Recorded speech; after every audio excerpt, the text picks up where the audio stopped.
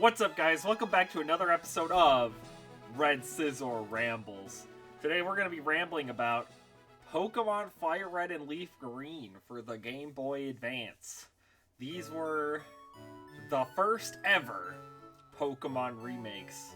And they're also games that I find very interesting.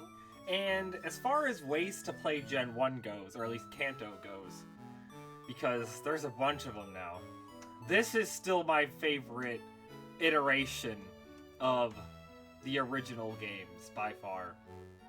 And I kind of want to talk a little about why that is, and also want to talk about some of the quirks of these games that make them kind of stand out compared to any other game in the series. So I think a good way is just to go to Cerebi and just kind of click down the list over on the side. That'll help us kind of ramble about all of the topics. So, let's get into it. The original. So yeah, obviously these are remakes of the original Pokemon games, and that had never been done before. I have to imagine a big reason of wanting to remake these games is because Ruby and Sapphire didn't have transferring. I mean, you get to bring the original games to a whole new audience, a whole new generation of kids like me who didn't play the original games. I should note that I didn't mention, but Fire Red is my second ever Pokemon game that I got after Sapphire. So for me, it was my first time getting to experience Kanto. And I'm sure that was true for a lot of other kids, probably around my age at the time. So, it also kind of knocked out two birds with one stone because they could also get all the Kanto Pokemon in circulation, since you couldn't transfer, so that's helpful. But yeah, I mean, this just kind of became a tradition, just every few years remaking one of the games. So it got its start here. I just realized the sidebar, there's like some of the stuff disappeared. The old Cerebi pages for like Gen 2 and 3 especially are like super outdated and like clearly have not been touched like since they were created in like 2006, because Cerebi is an ancient website. So I'm expecting a little bit of jank as we go through here.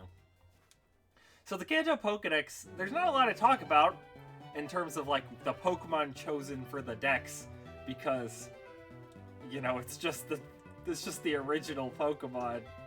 There's no decisions here being made as to what Pokemon get to be in and what don't. I will say, since we have all their sprites here, a lot of Pokemon did get updated sprites in these games compared to Ruby and Sapphire. Charizard, for instance, it links me to the Gen 6 page. Charizard, for instance, we can see up here, the Ruby Sapphire sprite for Charizard looked like he had a giant nose, and he just kind of looked a little goofy. So I much prefer the Fire Red Leaf Green sprite. And honestly, with like 95% of the updated Fire Red Leaf Green sprites, I prefer the Fire Red Leaf Green version. Which is why it is so frustrating that in Emerald, they just went back to using the Ruby and Sapphire ones. Because that's the game with like the Battle Frontier and everything. It's supposed to be like the definitive Gen 3 game. But a lot of these Gen 1 Pokemon have like really goofy looking sprites. The Emerald sprite, if you've never played Emerald, I guess, the Pokemon do a little animation when they get sent out, just like in Crystal. This is not what its default pose is. This is just like a between frame that they threw up there. But yeah, it's really unfortunate that they didn't just like use the new ones, because like Heart Gold Soul Silver uses the Platinum sprites for all of the Pokemon who got new sprites in Platinum. So, I mean, that game came out later, but I just think it's weird that they didn't use their nicer looking sprites. Now I think, let's look at Pidgeot in a second. We'll just click a few. Yeah, this one was changed just a little bit. They tend to just look a little more polished. But some of them are exactly the same, I believe. Like Pikachu, I don't think changed that much. No, he basically just looks the same. So it's not like every single Pokemon got a change. It was just ones that they thought needed to be changed. Like Nidorino got a little more rounded out. I think the other thing why some of these look a little goofy is that they were based on like the really old... Some of them are based on like really old like Ken Sugimori art. Not that the art looked weird, But there were a lot of Pokemon who went through little design changes over the years. I'm trying to think what... There was a really good example, and now I've forgotten it. But, you know, Ken Sugimori, like, redrew all of the Pokemon for Fire and Leaf Green, and I think that's what they used to base these off of. I forget. Again, there was one, like, Pokemon that had a really nice example, but I don't remember what it was. You know, Coughing was in the Ruby Sapphire next to, so that's not a good one. Oh well, I can't remember what it was, but Snorlax. I mean, this one's kind of funny. He's like, looks like a baby or something in a crib, like. But even this one, I think I prefer the Fire and Leaf Green one. I just think they look nicer. Zapdos, how does he look? Yeah, like, I don't know. It is more of an action pose, but I don't know. I like Fire and Leaf Green one more. Yeah, let's look at like. Did Onyx change? I forget if Onyx even changed. No, that's one that. Oh, he did change a little bit. He got more rocky. That's pretty cool. But yeah, I think that's good enough for looking through all the sprite differences. They are pretty cool to look through. Actually, let's do Poliwhirl. Yeah, he's like exactly the same. That's funny. That's one that like didn't change. Neither did Poliwrath actually. But yeah, that's the sprites. I like the new sprites. I'm a fan. Unobtainable Pokemon. So I mean, I guess like a big thing here is all Gen 3 Pokemon are unobtainable.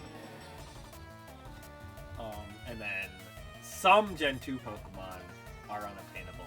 But there are a lot that are obtainable.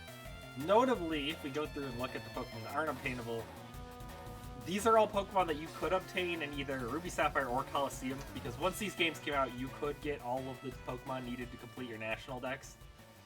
So like the starters, those were in Colosseum. Not Shadow Noctowl in Colosseum. Chinchou and Lantern were in Ruby Sapphire. Shadow Flaffy, again in Colosseum. Shadow Sunkern, Espeon Umbreon, Giraffrix in Ruby Sapphire. Fortress, Shadow, Gligar. Was a Shadow, right? Yeah. Shadow Gramble, Shadow Ursaring, Corsola, Ruby Sapphire, Houndoom, Shadow, Miltank, Shadow. Yeah, we got them. They're all there. So that was a cool thing. Now you can actually complete your national dex. It's one of those quirks of Gen 3 where you actually couldn't do it until these games came out. But I think that's a topic that would be more discussed in like a Colosseum video, because Colosseum almost like had to be created just to fill out the Pokédex, which is interesting. Legendary Pokemon. These ones, you know, I mean, they're just... Well, I guess Moltres is interesting. So they did move Moltres. It used to be in Victory Road, which is kind of a weird place for it. Because like Articuno and Zapdos in the originals, you really had to go out of your way to actually find them, which made them feel very legendary. And like, you got rewarded for exploring by finding these cool things. But then Moltres is just kind of at the end of Victory Road. You do have to go a little out of your way to find Moltres. Like, if you just go the linear way through Victory Road to like complete it, you won't run into it, but it's not like that out of the way. So it was kind of weird. So they moved it to one island, which I think makes sense, because you actually don't need to explore one island if you do decide to go to the semi-islands during the main story. Like, you don't actually have to go climb up the mountain, so at least it's a little more out of the way. It's still probably the easiest to find of the three, but hey, it's better than it was in the originals, I think. But yeah, we had a bunch of events that well, okay, this one's not. These ones are events. I don't have a ton to say about them because I never got to experience them, but it was a way to get Lugia and Ho-Oh without XD and Coliseum. Though these are treated as mythicals in this game, so you actually don't need them for the Pokedex. Same with Deoxys, obviously. But I believe this is the game where Deoxys first came out. And the way Deoxys worked in Gen 3 was incredibly bizarre. If Deoxys was on Fire Red, it would be in attack form. If it was in Leaf Green, it'd be in defense form. I believe if you traded it to Ruby Sapphire, it would go into normal form. And Emerald, it would get its speed form. You couldn't just choose what form it was in. It depended on which game it was in at the time. Like, it would just switch forms depending on which game you traded it to. So, like, if you wanted a Deoxys defense for your team, you would have to be playing Leaf Green, or else you can't get it. Very, very strange, but also one of those goofy quirks of old video games that I kind of love. Like, I don't know, just imagine like a kid trading their Deoxys or something, and then suddenly it looks different. Like, how cool would that be? Now, the roamers are interesting. You get one depending on which starter you chose, and you only get one of them. So the best way to get these is still Coliseum. Although there are other factors that make Coliseum the best way to obtain these, because Raikou and Entei know Roar, and because of an oversight, if they use Roar, they just disappear forever. And if you save your game, you're screwed. They're just gone. Suicune does not know Roar, thanks to its moveset getting revamped for Crystal, and they were like, it's not gonna get Roar anymore. We're gonna switch it with something else, and they kept that change in Gen 3. So funny enough, that let Suicune not have Roar and thus not be permanently unobtainable if it does that. So that's neat. If you chose Charmander, you're safe. It also is like the most viable of the three in Gen 3. So for like battle facilities and Emerald, Suicune's probably the best one. So I mean, hey, that's something. But yeah, in Coliseum, that game does not have that issue. Another important issue that Coliseum does not have is they hadn't fixed the roamer coding oversight that messes up their IVs yet.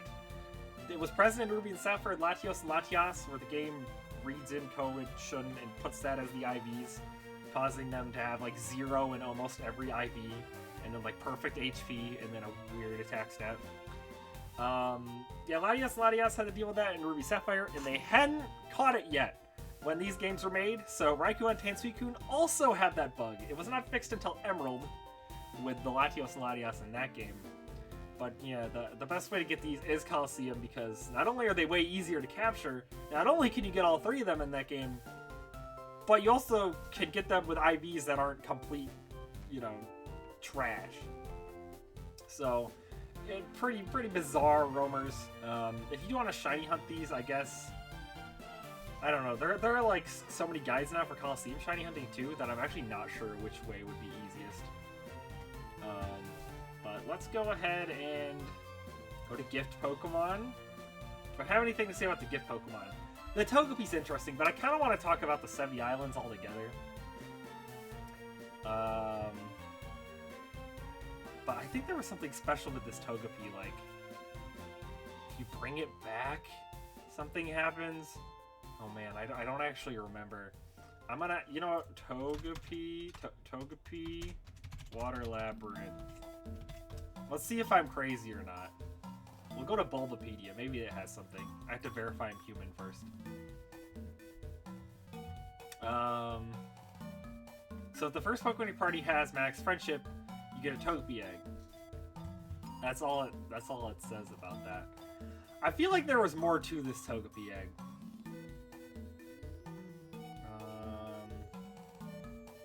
Whatever. Anyway, it's a way to get Togepi besides XD. So, it's something. And considering that you can trade the Togepi and XD for the Elekid to, like, complete that side quest, it's good that it has, like, a more permanent, like, place. I mean, not that you have to do the side quest in XD. You could just keep it like I did in my playthrough on my channel. But, let's move on to interactable Pokemon. So, I mean, these two are just like they were in the originals. I mean, Electrode might be a different level. I think the ones in the originals were like level 40. But Hypno is part of the little side quest you do on Sevi Islands. But again, I think I'm gonna have more to say later when we talk more about the Sevi Islands like as a whole. Moveset changes. I mean, this happens mid-generation all the time, and yeah, just a lot of tweaks to make Pokemon like learn moves at lower levels that are like good, so that when you're using them on your team, in like a single player run, that they're a little easier to use. Because a lot of these Pokemon, because they weren't available in Ruby Sapphire, they didn't really bother like making sure their movesets had like a good selection of moves to learn as they leveled up. So they kind of revamped them in this game. For example, like Slowbro, for instance. In Ruby Sapphire, it got Psychic at level 54, but in Fire Leaf Green, it gets it at level 44. So, you know, it's a bit earlier. I mean, the Psychic TM is really easy to get in these games, but if you didn't want to use it, your Slowbro will learn Psychic much earlier than normal. Slowbro and Slowpoke and Slowking are an interesting case in Gen 3. As you can see here, they're only obtainable in Leaf Green. Most Pokemon, in fact, I think like every Pokemon except the Slowpoke line can be caught in at least 2 different games. But Slowpoke, nope, it's just Leaf Green. You have to have exactly Leaf Green to catch this Pokemon in Gen 3. It is very funny. I feel like they just forgot it in XD. I think I probably mentioned that in the XD playthrough. But yeah, other than that, I don't think there's a ton of like crazy new moves Pokemon got in this game. Emerald had a lot of the move tutors, but this game did have some move tutors. I guess like there was the Double Edge move tutor in this game, which was important. I don't know if Aerodactyl could get Double Edge in Ruby Sapphire, but that's a Pokemon that is very viable in Gen 3 OU with like Choice Band, Double Edge, Rockhead for like the late game on Aerodactyl. And I don't know if it can learn it by level up, so if it can't, then this is the game where you can get that for it, so that's cool. Oh boy, this is an interesting one. So this is, I guess, this being the first remakes, I guess Game Freak wasn't sure exactly how they wanted to handle Pokemon who had gained new evolutions. I feel like Fire and Leaf Green, while wanting to definitely do some new things, wanted to kind of preserve that original experience at the same time. And one of the ways they did that was by not allowing you to get the new evolutions to old Gen 1 Pokemon if you hadn't completed the game and gotten the National Dex.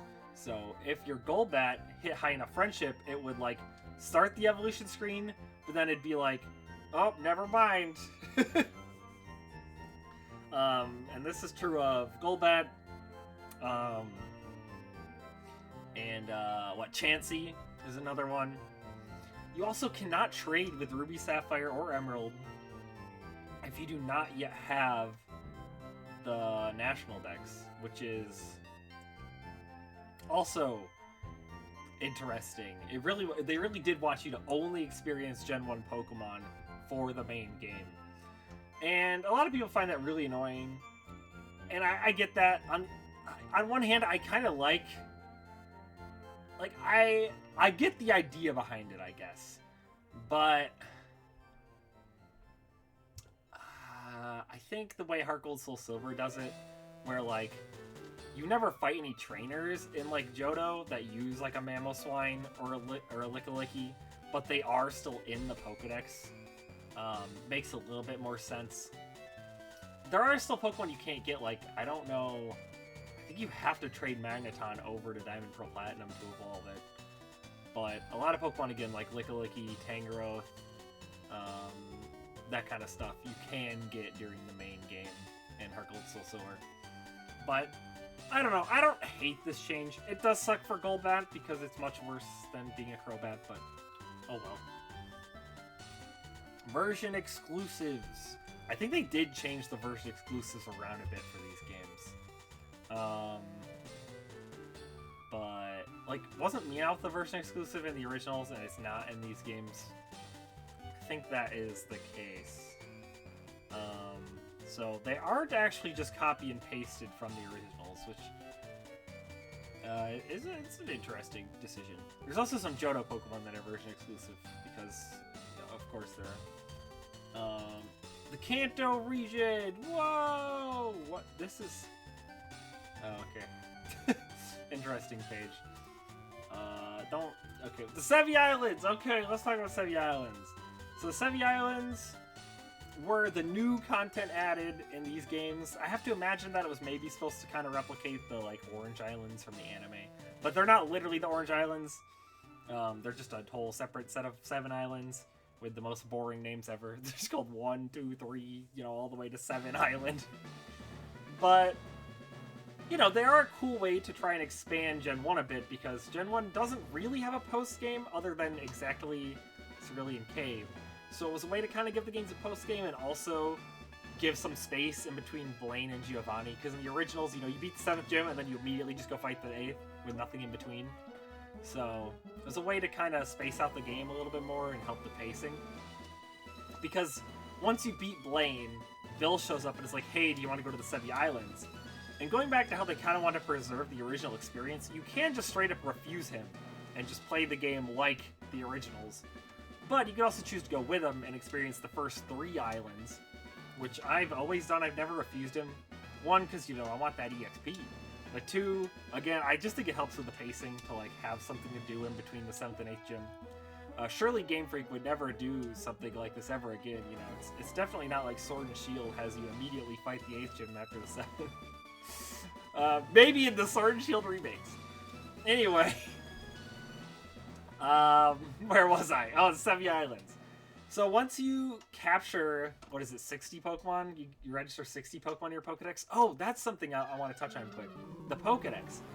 This game really encourages you to fill out the Pokedex, more than most games. I believe it was also like this in the original, to be fair, where you needed a certain amount of Pokemon in your Pokedex to, like, receive certain items. But this game expands even more, because to even get the National Dex, you have to have registered at least 60 Pokemon. So when I play this game, I'm usually catching Pokemon a lot more than I do when I'm casually playing through other games. Which I think is actually pretty neat. I like being incentivized to catch Pokemon, even though the thing that's locked behind it is something that you're just given in, like, every other game. So maybe it's not the best reward, but... So I guess I like there being a cool reward that's, like, not... That's besides completing the entire dex, because modern games have, like, the shiny charm, but you have to complete, like, the entire Pokedex. I like there being, like, incremental rewards. I guess, like, Scarlet and Violet do kind of have incremental rewards, but they're just, like, Pokeballs and evolution items, which is, like... I don't know. I'm not sure what the reward I would want would be. Classic gamer complain about things, doesn't have solution, but, oh well. Anyway. The 7, you know what? Oh wait, I could just go to, like, Poke Earth, right? Yeah, we'll go here, and we'll just, like, click on, like, this, so have something to look at. Now the special thing about the islands 4 through 7 is that you can catch Johto Pokemon. Oh, actually, you need to not only get the National Dex, you also have to complete the little side mission here to take out Team Rocket for good. You know, for good until Johto happens. But to be able to trade with the Ruby, Sapphire, and Emerald. So there's actually even more work you have to do if you want to trade with those games, funny enough. But as you can see, like, whoa, hopping. Something I think is cool is that this, well, you know, this kind of serves as the post game. Once you go here, you can, like, run into your rival, and he's like, I've been getting stronger and catching Pokemon. And then after that, you can rematch the Elite Four, and they will be higher level, which I think, yeah, I'm, like, pretty sure is the first time ever that the Elite Four had a stronger rematch version. And every game before these, oh, you know what? Let's pull up the Elite Four page. And every game before these, Elite Four was just kind of this static thing. And they oftentimes, sometimes, I think, I can't remember if in the games before this, the dialogue of some of the Elite Four members would change. I know that happens in later games, so I'm not actually 100% sure, but at the very least, the Pokemon and levels wouldn't change when rematching them. But in Fire Red Leaf Green, and that's why I prefer to grind in this game than Ruby, Sapphire, Emerald, because this game has much higher Pokemon for the rematches. As you see, it goes all the way up to 75. But yeah, they got, like, revamped teams, and these teams all have Johto Pokemon that are catchable in these games. They're not just, like, random Johto Pokemon. They're specifically ones that you could catch in these games as post-game, which I think is really cool. So you see Lorelei gets Piloswine. Bruno evolves his Onyxes. You can get the Metal Coat in this game's post-game. Mischievous here for Agatha. You know, the only other ghost type option she gets, because again, they were only using Pokemon that you could catch in these games, so no Gen 3 ghosts. Lance gets Kingdra, pretty cool. And your rival grabs Heracross and Tyranitar, which are like two really cool, strong Pokemon for him to get his hands on. So, yeah, I really like these rematches. I think they add a lot to the game. I like when you can rematch Elite Four and they have stronger, cooler Pokemon.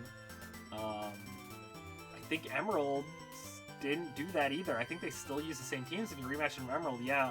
Diamond and Pearl, same thing. Platinum would be the next game that would actually have Elite Four rematches where they had stronger Pokemon. So, and then they would keep that for Gold, Soul Silver, and Black and White, and so on and so forth. So these are the games that started that trend, and I think it's a cool trend to exist. But yeah, I really like that about the kind of post-game in Johto Pokemon. One time I used Piloswine as my 6th member and caught it in the post-game, and then did the Elite Four rematches. It was a lot of fun. If you haven't, if you've just stopped playing this game after beating the Elite Four once, you know, try playing through the game, and then do all the Sevii Island stuff. Maybe even catch a Johto Pokemon or two for your team, and then rematch Elite Four again. I think it's a lot of fun. It also, feels very much like an intended thing for you to do. But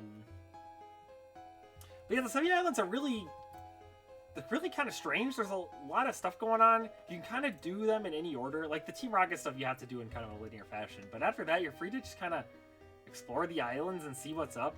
And there's a lot of goofy little, I don't know, memorable side moments. There's that one rich girl who wants you to show her a certain Pokemon, but if you take too many steps, she'll get bored and want to see something else and you won't get a reward.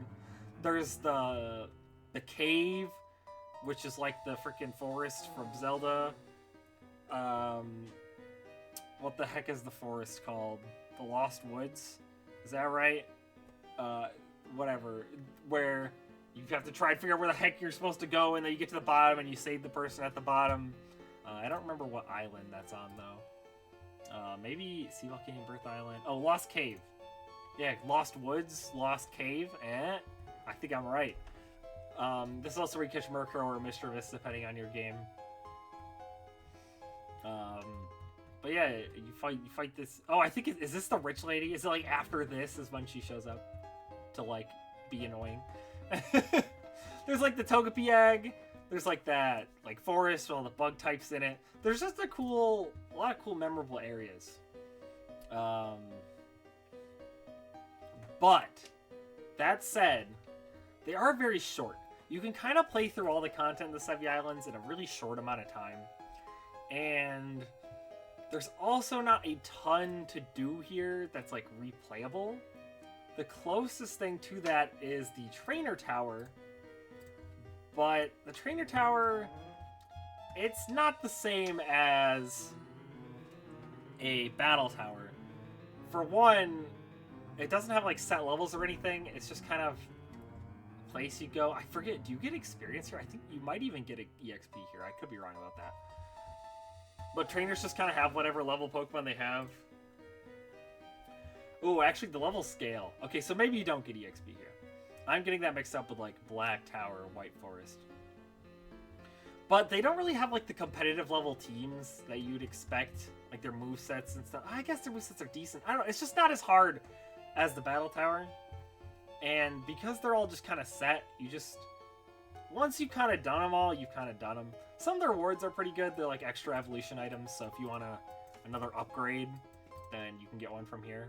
So, I mean, that's neat. I don't know, I've never been huge on the Trainer Tower. I've done it before, because I needed King's Rock once, an extra King's Rock. You can't get it from pickup, but I didn't want to bother with that, so I just did this on a mixed mode or whatever. Which is kind of funny. Is that the one where you, I forget, is that one where you get one of your opponent's Pokemon or whatever? I don't know, the Trainer Tower is weird because in the Japanese versions, I believe, you would download trainers to your game or use e-reader cards or something like that. I'm not super familiar with it. And then it would change what trainers are in here. But they didn't have that functionality in the Western release. So for us, they're just kind of these static floors. And I feel like that's so much less interesting than what Japan got, unfortunately. And because of that, there really is no, like, replayable endgame mode in this game. Like, even Ruby and Sapphire at least has a battle tower where you can earn the cool trophies for your room. Like, even some little incentive, like getting some cool trophies for my room, I think would be cool. But these games just don't really have that, unfortunately.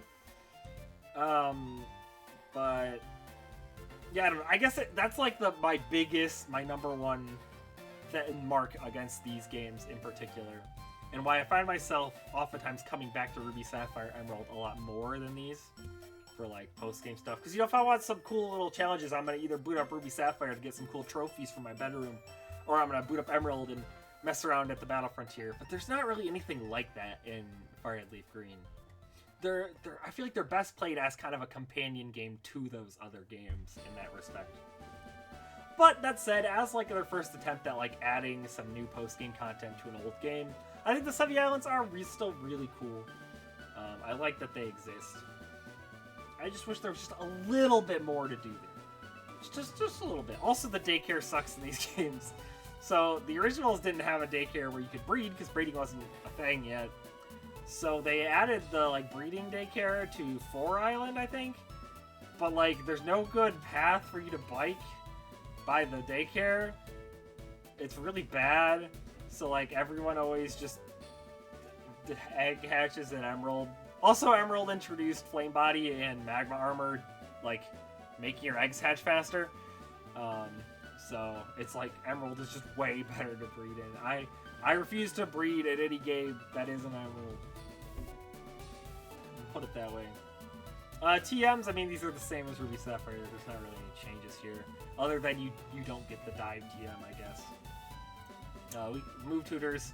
So these are all carried over. I guess the Rock Slide move tutor is really nice. There are a lot of Rock type Pokemon that don't learn this by level up, and it's not a TM in these games.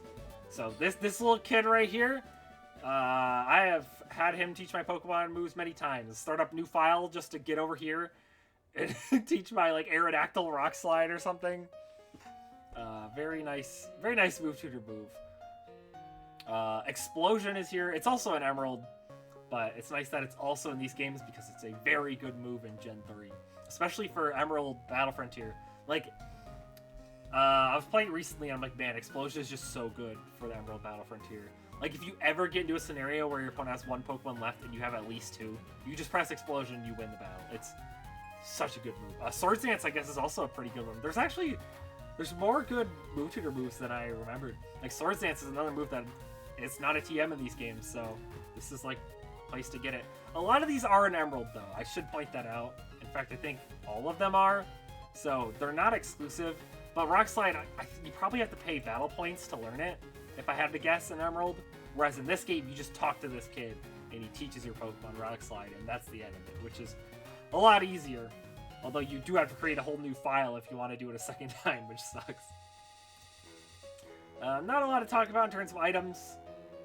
You don't get any of the extra Pokeballs. Again, they preserve the original experience. There's no timer balls or stuff like that. You can still trade them over from the other games if you attach it to a Pokemon, but you can't natively obtain them in this game. Let's see. Berry Crushing. I can't say much about this because I have yet to ever do Berry Crushing. Let's talk about that. These games originally released with a wireless adapter, which honestly was really ahead of its time and really cool. You know, you could go to the Union Room. You didn't have to be right up next to the person you're connecting with. Super nice. But I got the second print of these games where they did not include the wireless adapter. Yeah, that run also fixed a couple of really minor things. There were a couple like typos, I think, in the Pokedex entries that were fixed in that version as well. That's the version I have for both my copies. Like my copy of Fire Red and Leaf Green. So I, until like 3 years ago or something, did not have wireless adapter. But now I do! But I have not yet done the Berry Crush, so I can't really comment on it. I don't know if it's good. It looks like you can get some like Carbos and Iron, which is, I mean, if you only get one at a time, that's not very good. PP Up, I mean, that's an item that's kind of rare and nice to have for competitive, but I don't know. It looks like it costs a lot even then. Altering Cave. I mean, there's like a jillion Pokemon facts videos on this. Did you know that this was originally meant to have all these Pokemon? You probably already know what the deal is with this place by now. I already talked about the Trainer Tower. I already talked about how Ruby Sapphire Emerald's a little weird. Emerald was also compatible with the wireless adapter, so you can use that if you want to trade between these games and that game. But Ruby and Sapphire does not have functionality for it, so you still got to plug in the link cable. Unfortunately.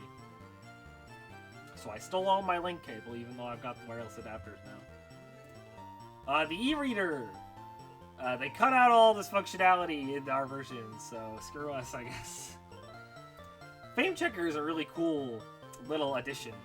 I remember as a kid, I would always just like, when I was bored, I'd just go into this thing and see what's up. By talking to different NPCs, signposts, etc., it adds a bunch of like lore for a bunch of different characters in the game, which is honestly really neat. I really like the Fame Checker. It can also kind of be used as like a 100% thing. Like you want to complete this whole thing, you got to interact with all these different NPCs and journal entries and stuff across the world. I think that's kind of cool. Like, oh, you got to fight this old woman on Island 4. Or no, after you defeat Team Rocket on Island, you talk to this old woman on Island 4, and that's how you get this entry. I think it's kind of a neat little thing to work towards. The game corner is pretty much the same. They even kept the weird thing with like Leaf Green. Porygon is cheaper, so whenever I want a Porygon, I try to get it from Leaf Green. Mystery Gift, we already talked about, like Deoxys. Time-based events. Yeah, so these games didn't have a clock, which I think is actually a benefit to them in the long run, because you don't gotta deal with the stupid battery running out and having to replace it. You don't gotta deal with RNG not functioning correctly because your Ruby Sapphire battery died. These games, the RNG always works as intended. You don't gotta worry about a battery drying out. It's great. But you can't evolve Eevee into Umbreon or Espeon in these games. You have to trade them over to a Hoenn game to evolve them. Or to an Ore game, I guess. You could trade it with like XD if you didn't use the evolution item you got at the beginning of the game. And then you could evolve it into Umbreon or Espeon that way. As like an alternate method, I guess. So, I mean, that's something. There is some time stuff to hear. Like, there's this beach where the, every once in a while, it'll, like, refresh the items on the beach. You can get more items. That's funny.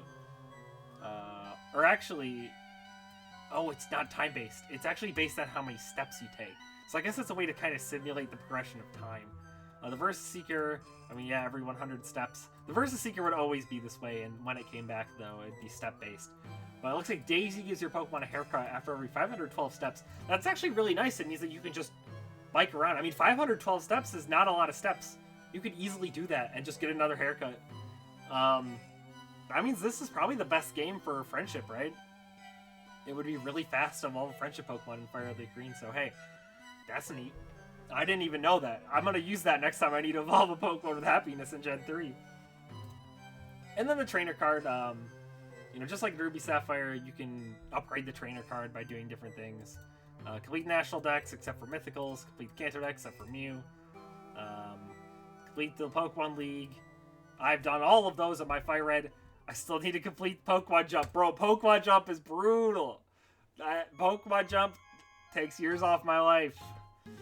One day, though. The really cool thing about these games is you could go to Celadon City's Game Corner and get your team printed on the back of your card.